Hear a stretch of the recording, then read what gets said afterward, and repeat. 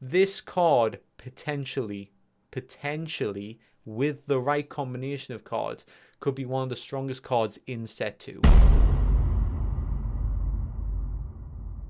Hey everyone, James here, and today we are taking a look at 10 very powerful effects that we have installed for Shard Set 2. Of course, some of these are still up for changing as we're still tweaking and adjusting Shard as time goes on. But I hope you enjoy the ones that I have installed for you today. Some of these 10 are some of my personal favorites. So maybe there's a little bit of bias towards that, but you make your own decision. If you find that there are other Shard TCG effects that you think are more powerful or more effective in certain situations when comboed with something, let me know in the comment section below. I may have to redo this video. So first up is the Hillopod. Now, on the face of it, it doesn't sound like anything very special. I'm going to read out its effect, Abyssal Net. When a spell is resolved, you may spend 1 mana. Return the resolve spell back to the owner's hand.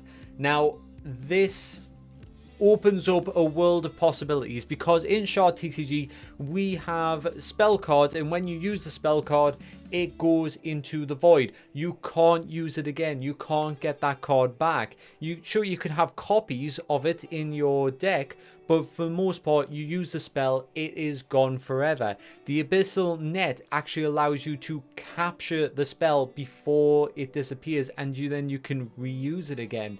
So it's not taking things out of the void. We're not breaking that rule. We're bending that rule. It's a rule bend where we can just steal things back before they're lost forever.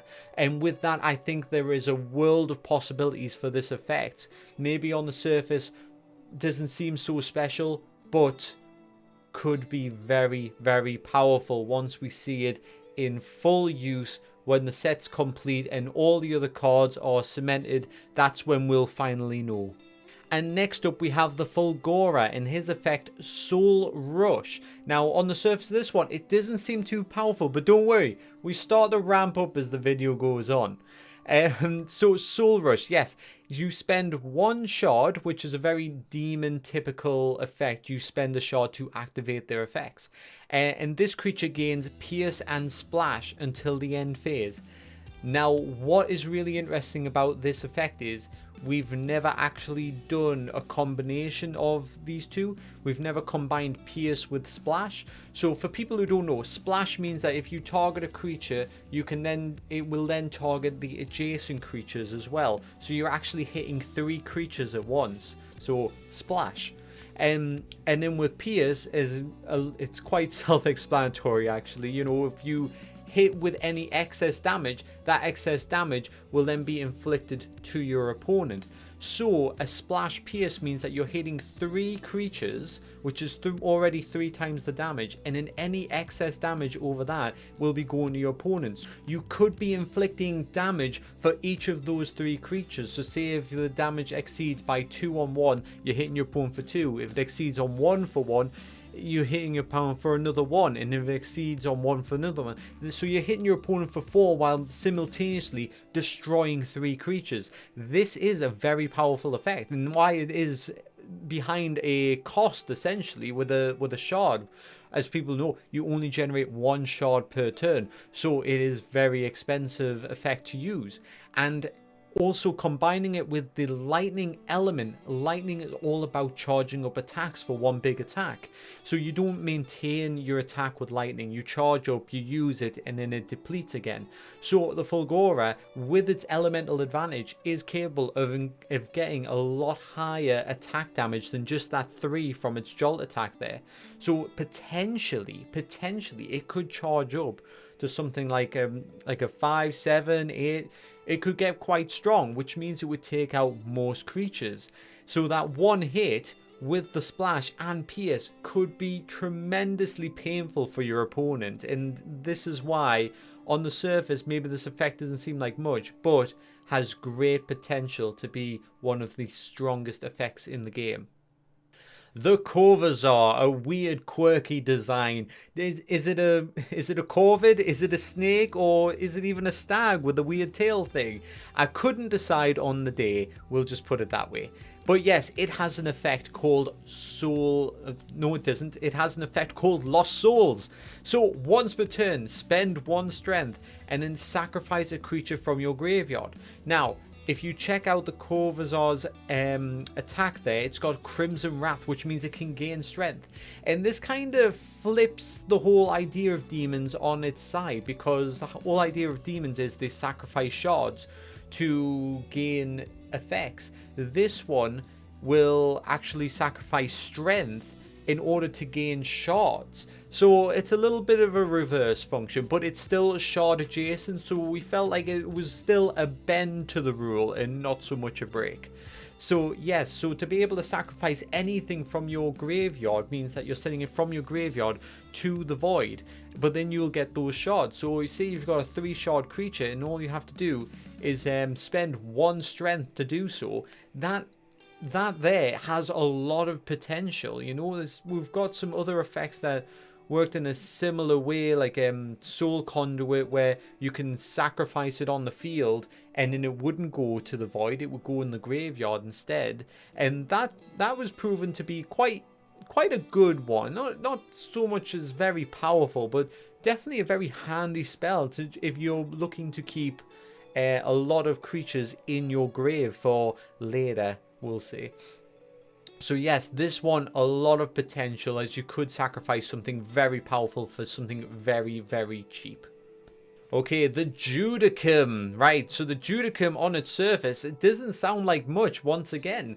But I think there is a hidden potential in this judicum, which is quite dangerous if you are playing an order deck. This could be the card that unlocks order and takes it to that next level. So it has the effect Solemn Overseer. While this creature is on the field, this creature does not count towards the balance of the field. So let me quickly explain what I mean by that. So with order cards, a lot of the effects are tied into the balance of the field. So how many creatures you have versus how many creatures your opponent has. So if your opponent has more creatures, your effects tend to be more powerful, as it's a little bit of a catch-up mechanic for order. It helps order get back into games. So with this one, the judicum, it doesn't count towards the balance of the field, means that you can bring the judicum out and then you can have a field advantage over your opponent. You could have 4 of these guys out and it would count for 0, and your opponent might have 1 creature out, but then you would have field advantage, which would activate an array of different order type effects to your advantage. So there's a lot of potential with that, but as a standalone card, nothing very special. As a combination of cards, very, very deadly. So it's also got a follow-up to its effect as well. So when you spend life, reduce the life spent by 1. So this is more of an angel effect, with it being an order angel. We've tied that in, I think, quite nicely anyway.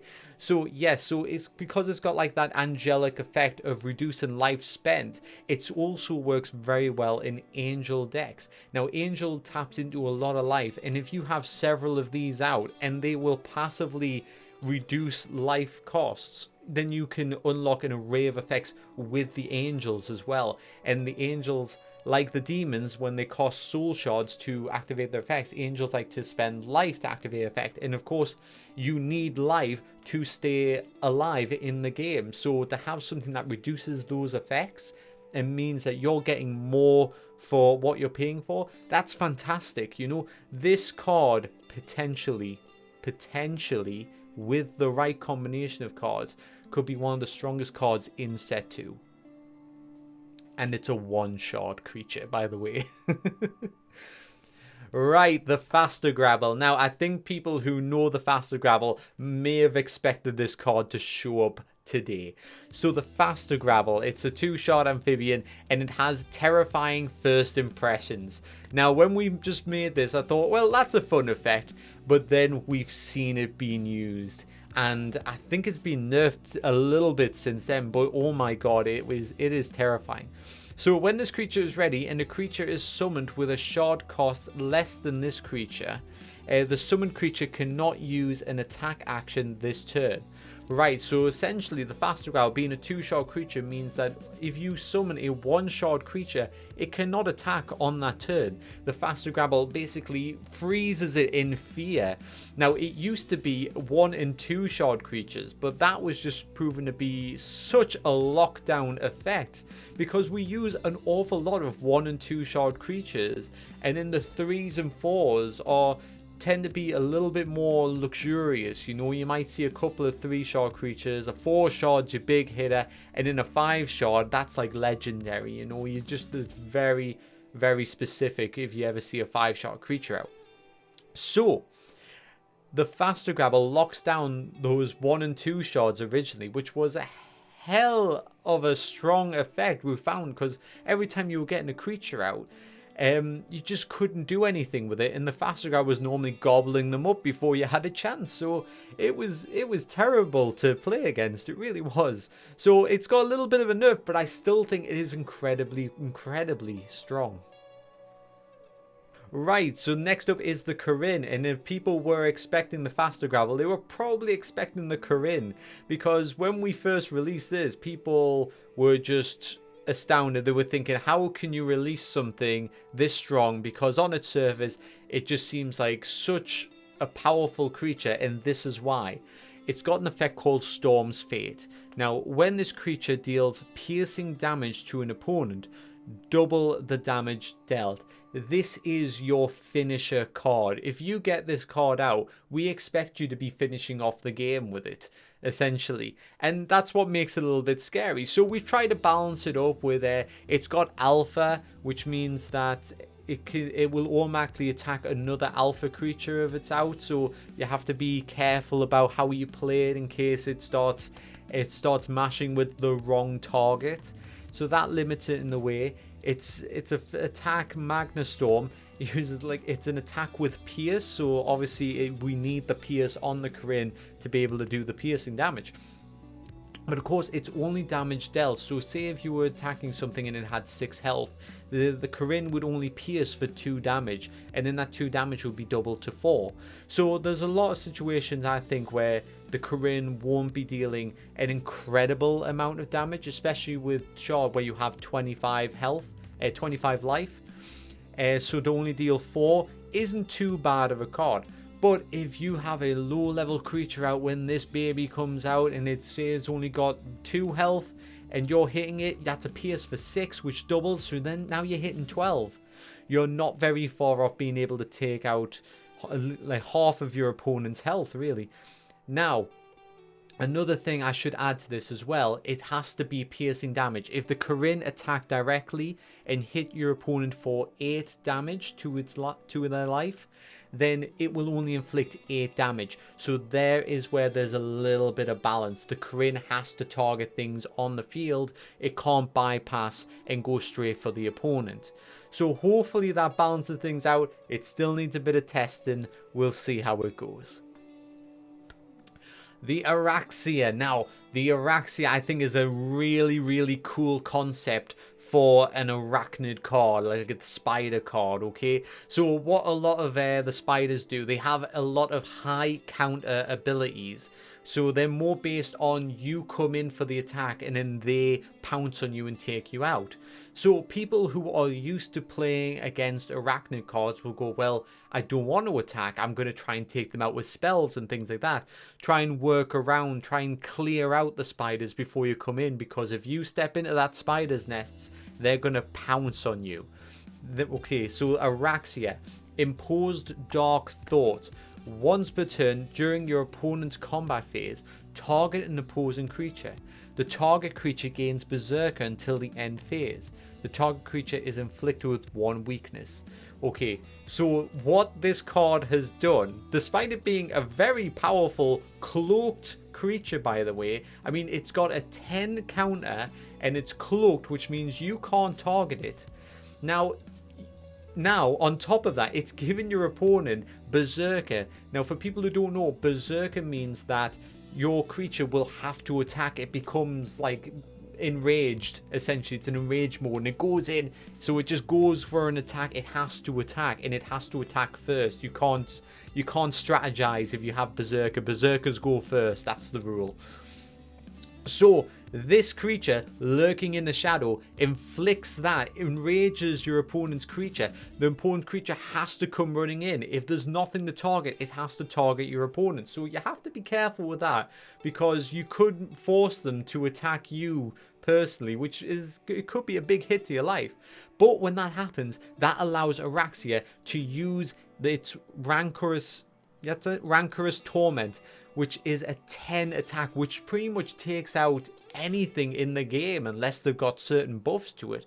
So Araxia is going to be destroying your creatures if you're working against it. And that means it's a very incredibly strong card. It's very, very strong. And this one I haven't really been seen being used, maybe because it is more of a wait and see type card, but it'll take out anything in the game, and it should be in anybody's Arachnid deck. Okay, so I hope you've been enjoying this video up to this point. We've still got a few more to go through, but I just want to ask if people could hit that subscribe button if you haven't already, just because I forgot to ask last time. If you could hit it twice, I think that means you subscribe and unsubscribe, but I will be thankful when I see the number go up and then down. So I really do appreciate that. Thank you very much. So yes, the Phoenix is up next, right? And the Phoenix has Nova Impact, and I'm not sure on the damage of this yet, because this is our 5 shard creature. This is our legendary status creature. This creature is supposed to come out and strike fear into your opponent. So with Nova Impact, when this creature is summoned to the field, target all creatures / cloaked creatures, which normally aren't targeted, by the way, and inflict 5 fire damage to all of them. So it's a massive AoE damage. Now, if your opponent only has 1 creature out, it's not that strong of an effect, really. You know, you're not really inflicting too much. If your opponent likes to swarm with a load of creatures, and say they have like 3 to 5 creatures out, you know, if it's 3 creatures, you're hitting for 15 damage, and this creature hasn't even attacked yet. If it's hitting 5 creatures, oh my god, 5 times 5, 25. It's hitting 25 damage. That's like unheard of in Shard. I mean, actually, I think maybe it is heard of, but not very commonly. You know, that's like a hell of a strong move. So yes, it's got a lot of potential there. I keep wondering if we should up it to 6 though, you know, and I'm kind of on the fence. I'm like, is it a 5 or 6? I think 4 is too low. A 5 damage means that it'll take out 1 shard creatures. It'll take out 2 shard creatures, barring 1 or 2 that have specifically high health for some reason, for certain reasons I should say, not for some reason. And it'll take out some 3 shard creatures. So this thing is taking out all of your bottom line. Unless you've got something particularly strong that can withstand that type of damage, the Phoenix is basically field wiping you. Okay, the Writher. Now, I love the Writher for this effect because it's more of it's a clever effect, I think, because it's combining its element and its creature type very well together. So, the Writher, it's got Seon Scryer. When this creature is in your hand, target 2 creatures in your graveyard. Send this creature to your graveyard and return the target creatures from your graveyard to the top of your deck, and then draw the 2 cards. Now, for people just hearing that, that might just sound like one step too far. Like, why do you have that extra unnecessary step there? And that's because we're trying to combine the element with the creature type. So undeads, they like to mess around in the graveyard. They like to do a lot of that stuff. And the element Ether likes to do a lot of card drawing. They like to play with the deck and have a good hand size, because the Ether is the mind and the deck is like your mind. You're tapping into your mind to cast spells and summon creatures. So this way we've actually combined the 2 together, where we're targeting the graveyard, retrieving monsters from the graveyard, essentially reviving them, and re-establishing them in your deck, and then making you draw. That draw power might actually trigger other Ether type creatures, other Ether type effects. there's potential there for it to interlock with things. And what does it cost? It costs you a Writher in your hand. So it costs you one card in your hand. And the Writher, being undead, probably wants to be in the graveyard. You're skipping a step there. And this is where we got another potential, because normally we have to have the creature on the field, get destroyed, and go to the graveyard. The Writher is skipping that step, going straight to the graveyard, where you've probably got some sort of undead resurrection spells at play anyway, so you're probably getting it back out to the field. But you're also gaining 2 creatures that you're going to re-establish back into your hand that perhaps you need anyway, which is another way of getting more undead creatures out from the graveyard, which is what you want to do as well. You want to get them back. So with this, it's all up, even though some of it seems a bit negative, because yes, it is costing you a card in your hand, but you are drawing 2 cards, so there is power there. You're skipping that step, but then you're gaining a draw trigger if you're using Ether. There's a lot of small little things working with this card, which I think add up to making it a big effect rather than just a run-of-the-mill everyday effect. So I love this effect, and I think it really works well with combining with Ether and Undead. Okay, so Giadon, I think this is number 10, and I love this card because it flips Earth on its head. It really does. So when you think of Earth, you think of big rock creatures, like slow, sturdy, can't be moved. So naturally, the preconception in people's minds is that they are defensive creatures. You tend not to hit very hard with Earth creatures. Now, the Giadon, being an earthworm, has an effect called Rage Shield. So what it likes to do is, during your combat phase, target an ally creature that has a shield, and then target an opponent. Now, for people who don't know, like, Earth likes to gain shields as well, like that. So what they can do is, normally they block, and the block action can normally trigger a shielding effect with it, which means the next time that they use that action, they'll have a shielding on top of their block, which will make their block even stronger. So they'll start with a 1 block, then they'll get a 2, and then a 3, and then a 4. They become very, very sturdy if they remain on the field. Okay, so you filled in right there with that. Now, destroy the ally creature and inflict 3 earth damage to the target opponent for each shield the destroyed target creature had. Now, the reason I wanted to target the opponent with the Giadon rather than a creature on the field is because Earth isn't too interested in destroying creatures on the field because they're defensive. It's more about, think of it like a catapult. We're just flinging a big rock over the top. Forget the castle walls. We're going to hit the people inside. We're just aiming for the king. We can see the big tower there. We're going to knock that king down. So Earth is skipping that step and going straight into doing direct damage with the Giadon.